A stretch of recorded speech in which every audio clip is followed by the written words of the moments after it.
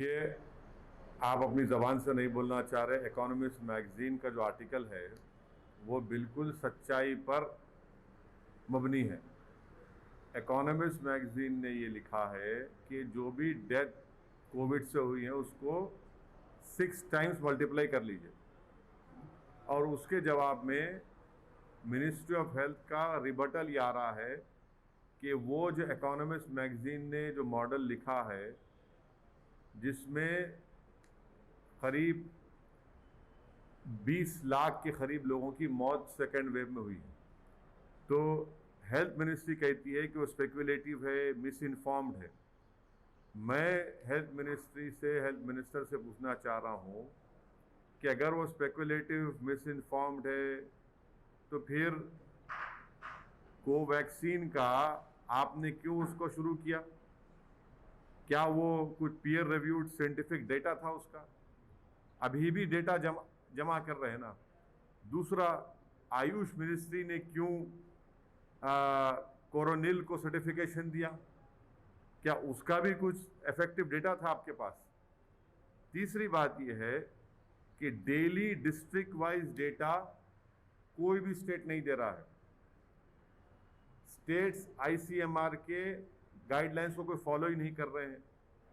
और पांचवा पॉइंट जो हेल्थ मिनिस्ट्री कहती है कि उन्होंने बिहार सरकार को लिख कर दिया। बिहार सरकार को बिहार की हाई कोर्ट ने उनको क्वेश्चन किया, उनको खींचा, तो रातों रात बिहार सरकार ने फिगर्स को सही करके 3000 मौत का इजाफा कर दिया।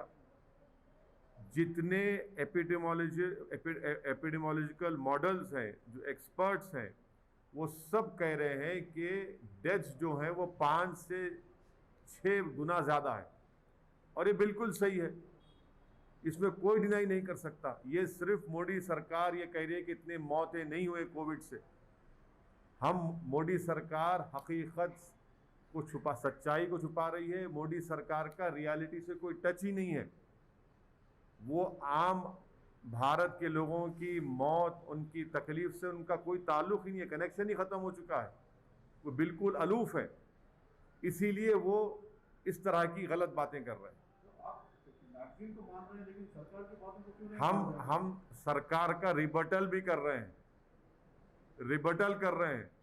हर कोई ये कह रहा है कि इंश्योरेंस क्लेम्स, डेथ सर्टिफिकेट्स जो इशू हुए सेकेंड वेव में, और डेथ सर्टिफिकेट्स जो पहले वेव से पहले इशू होते थे, ये पूरे एपिडेमोलॉजिकल एक्सपर्ट्स हैं।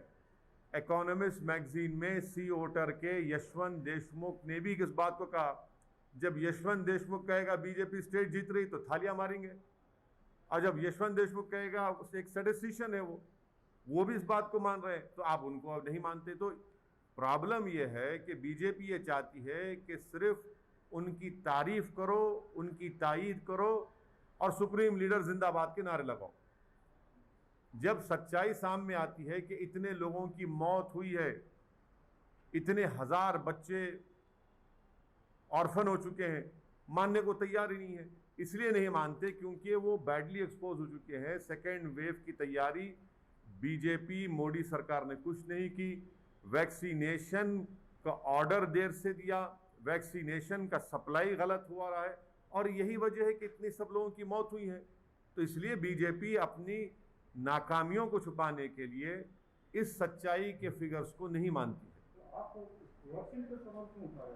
देखिए, अगर आप उनका जवाब पढ़ेंगे हेल्थ मिनिस्ट्री का, इकोनॉमिस्ट मैगजीन के रिबटल में हेल्थ मिनिस्ट्री ने कहा कि वो स्पेकुलेटिव है, मिस इन्फॉर्म्ड है और साइंटिफिक डेटा को फॉलो नहीं किया। तो मैं उनके जवाब में कह रहा हूं कि कोवैक्सीन को भी आपने 3rd ट्रायल का कंसेंट लिया ना जनता से, तो क्या आपके पास डेटा था? फिर मैंने कहा है कि कोरोनिल ये बाबा की है, आयुष मिनिस्ट्री ने सर्टिफाई करा, क्या उसका डेटा था आपके? ने सर, आप एक तरफ कह रहे हैं बीजेपी को घेर रहे हैं, लेकिन इन सबके बावजूद आप देखिए बीजेपी और एनडीए पूरे देश भर में स्ट्रांग हो रही है। अच्छा, तेलंगाना में एक स्ट्रांग ज्वाइन कर ली है, बिहार में देखिए। मैं लास्ट जो सुना था कि अकाली दल बीजेपी को छोड़ दी, सब पार्टियां इनको छोड़ रहे हैं, और खुद बिहार में उनकी जो एक सहयोगी पार्टी थी उनके खिलाफ लड़ा। लोगों की लाशों के मीनार लग रहे हैं, गंगा में लाशें बह रही हैं, ज़मीन से लाशें निकल रही हैं, और आप कह रहे हैं कि मजबूत हो रहे हैं। गरीब भारत का मर रहा है, और एनडीए अगर मजबूत हो रही है गरीब के मरने पर, तो फिर इस मजबूती का क्या फ़ायदा मेरे भाई? जब गरीब को दवा नहीं मिलती है, गरीब बेरोज़गार हो चुका है, खाने को खाना नहीं है, करोड़ों लोग बेरोज़गार हो चुके हैं, और इनकी तबाही और बर्बादी पर अगर एनडीए मजबूत हो रही है तो फिर इसको मजबूती कहेंगे आप? सर, ऐसा तो नहीं है कि अभी केंद्र सरकार ने हाल ही में प्रधानमंत्री मोदी ने भी कहा है कि वैक्सीन फ्री में देंगे। हाँ, तो कर ही रहे ना सब। वैक्सीन फ्री में देंगे। कब देंगे? हम खाक हो जाएंगे तुमको खबर होने तक। हम खाक हो जाएंगे मोदी जी को खबर होने तक। कितने वैक्सीन आप देंगे जुलाई में? जुलाई में फ्रंट लाइन वर्कर्स को, स्टाफ को, और ओवर 45 जो एज के लोग हैं उनको 30 करोड़ वैक्सीन होना। आपने सुप्रीम कोर्ट को जो 9 मई को एफिडेविट दिया उसमें कह रहे हैं कि जुलाई में मोदी सरकार 13 करोड़ 20 लाख वैक्सीन देगी। अब ये एडिशनल 17 करोड़ क्या मोदी जी मैजिशियन है?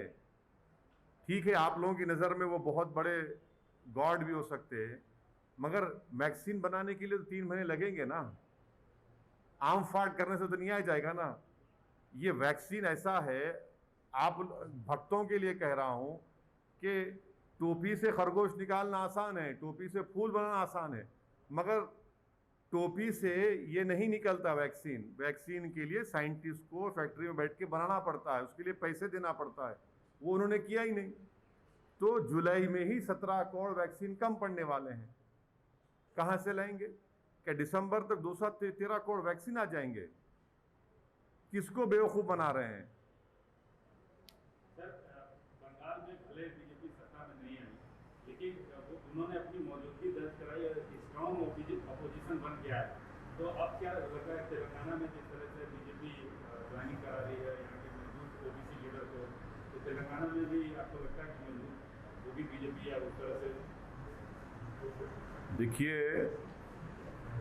ये नागार्जुना सागर का एक बाई इलेक्शन हुआ था ना, जमानत भी नहीं बचा पाए बीजेपी के लोग। हैदराबाद रंगारेड्डी महबूब नगर का एमएलसी का इलेक्शन हुआ, हार गई बीजेपी। नलगुंडा, वरंगल, खम्मम का एमएलसी इलेक्शन हुआ ग्रेजुएट्स का, बीजेपी का 4थे नंबर पे चले गई। अब आप लोगों की नज़र में ये सब अच्छा दिख रहा है तो भाई मुझे नहीं मालूम, या तो या तो आपकी दिमाग का नंबर ज़रा कम हो चुका है, आँख का नंबर कम हो सकता है या बढ़ सकता है, मगर ये दिमाग का नंबर अगर आप लोगों का कम हो रहा है तो फिर इसका इलाज मेरे पास नहीं है। हाँ, ना आज जीएचएमसी में उसके बाद क्या हुआ? अच्छा, जीएचएमसी में आप बताइए कि सेकेंड वेव में कहीं नजर आए बीजेपी आपको? इतने लोग जो बीमार पड़ रहे थे, पीड़ित परिवार के पास कोई नहीं गए। हाँ, कहाँ गए? मौत में गए, मौत में गए, ये जिंदगी में गए।